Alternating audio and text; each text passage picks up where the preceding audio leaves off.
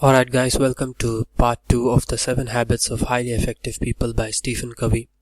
If you haven't watched the first video, go ahead and click on the link in the description so that you can see the first 3 habits. In the first 3 habits, you move from being a dependent to an independent person by being proactive, beginning with the end in mind and putting first things first. The first 3 habits are about self-mastery.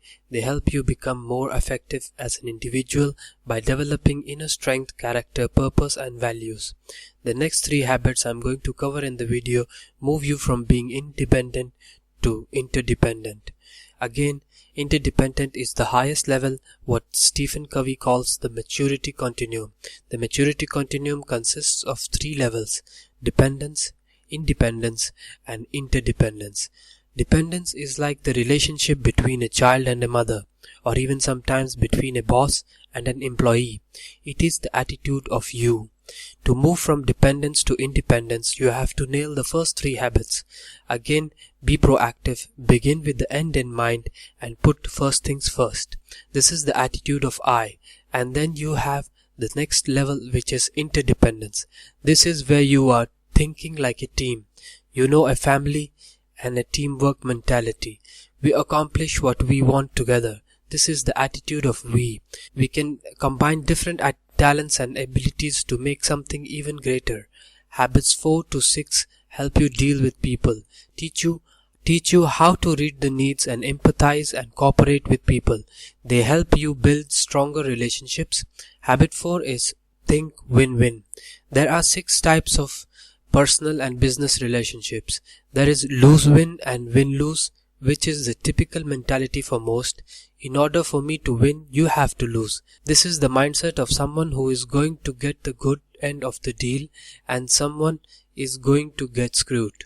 This is a poor mindset to have, but people live with this outlook because most people have a scarcity mindset. They have a lack of abundance mindset. There is also lose-lose relationship, which of course is no good for anybody. I have a quick example for this one. I have a friend who got divorced and who's about to retire from the military. Instead of retiring and getting the pension, which half of it would go to his wife, he got out in 19 years and got no pension. In this case, they both lost. And then you have the win, and this is not a relationship at all.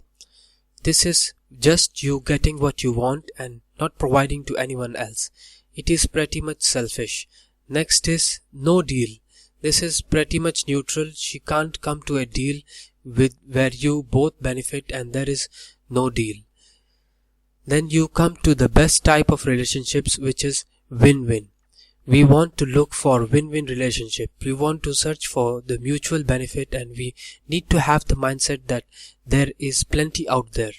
There is abundance. We can share knowledge, we can gain. We can profit together. We don't need to crush each other out. We can work together. Life is not a zero-sum game. So look at every situation from a win-win mentality. A quick example of a win-win is, hey, I buy a book for $20 and I get the inside knowledge and the author also benefits by getting $20. If it is not going to be mutual benefit, then default to no deal. Habit 5 is seek first to understand and then to be understood. Stephen tells a great story here. Stephen and his son have a talk and Stephen can't get through to his son about some issue they are having. He then goes to a friend for advice. He tells a friend, I just can't understand my son sometimes. He won't listen to me. The friend says, hold on a second. Let me get this straight. You can't understand your son because he won't listen to you? I thought that to understand someone, you have to listen to them. This is a great point, isn't it? For us to understand someone, we have to listen to them, not the other way around. It's common sense really, but most of the time this is how our relationships play out. We often get mad at people because they don't think the way we think. We all see the world differently. We all see the world through our own perceptions and opinions based on our own experiences. We can't understand someone unless you really listen to them. Try to understand their perspective first. Try to understand how they are feeling and why. This is called empathic listening. This is the highest level of listening. The others being ignoring, pretending to listen, selective hearing, and attentive listening. None of those are very effective, but most of us listen using one of those levels.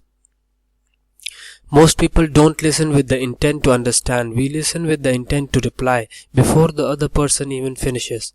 So before you judge, before you take action, before you contribute, just listen. So if your wife says, "I hate my job," instead of providing advice or repeating what she says, which is a typical response, you rephrase the content and say something like, "You are not enjoying your job, you are feeling upset about it." This gets you both on the same side of the table. You are listening with the intent to understand intellectually and emotionally, and then you can move forward to repair the situation. The time to be understood is when a conversation leads to logic and advice is requested. When you go down this path, maybe she will eventually respond with, "Should I look for another job?" This is when you can seek to be understood. This is when you can provide your advice. But if it goes back to an emotional level, then you listen again empathically until logic is brought back. This creates an atmosphere of caring. Habit 6 is synergy. The idea behind this is that different people bring different opinions, ideas, perspectives, and strengths to the table. Instead of simply tolerating or accepting these differences, we should celebrate them. We should value these differences.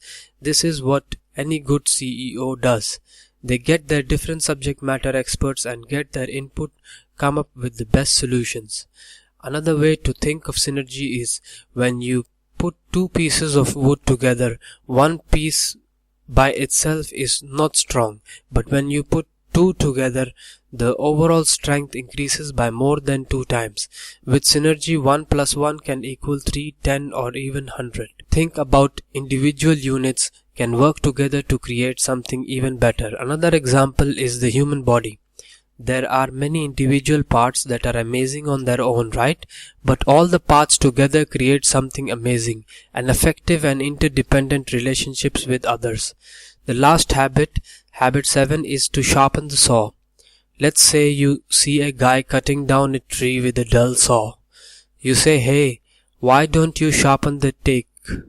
It's going to take 6 hours at this rate." He says, "I don't have the time to sharpen it. I have to cut this tree down." You explain, if you spend 1 hour sharpening that saw, it would only take you 3 hours to cut down the tree. You don't have time not to sharpen the saw. This example can be applied to our lives on many different planes. We are the instruments and we have to regularly sharpen for areas, and these areas fall into the quadrant 2 activities.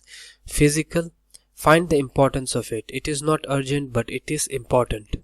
You can either exercise and feel good now or pay for it in 30 years when in the hospital with all kinds of physical ailments that you could have avoided. The next area is spiritual. Ask yourself, contemplate, who am I, where am I going, meditate, music, art, and so on. The next one is cognitive health. Continue to learn, to explore, to expand, educate yourself, immerse yourself in another culture, teach others. And the fourth one is social health. This is relationships, living interdependently, spending time with family and friends. With all 4 of these areas, think continuous improvement. We must continuously renew ourselves. The best way to unleash your future potential is by investing. Invest in yourself. Strive for continuous learning and improvement. Doing so will renew each of the other habits as well. This habit keeps you fresh so you can handle other 6 habits. Make these 7 habits a part of your life. Don't just attempt to understand them intellectually. Try to live them. Apply these habits and teach them to others, because the best way to learn is by teaching it to someone else. This is a lifelong process which requires patience. It is not a quick fix. It won't happen overnight, and it will be a challenge. As you continue down the path, you will hit obstacles and you will fall back a time or two. But this is necessary. All the habits will put you down, but don't give up. Keep pushing yourself and you will hit new heights and levels of effectiveness. As you progress, be open to self-discovery and be open-minded. That's it, guys. I hope you enjoyed this video. If you did, please give it a like and subscribe if you haven't already, and go ahead, feel free to check out some of the other videos.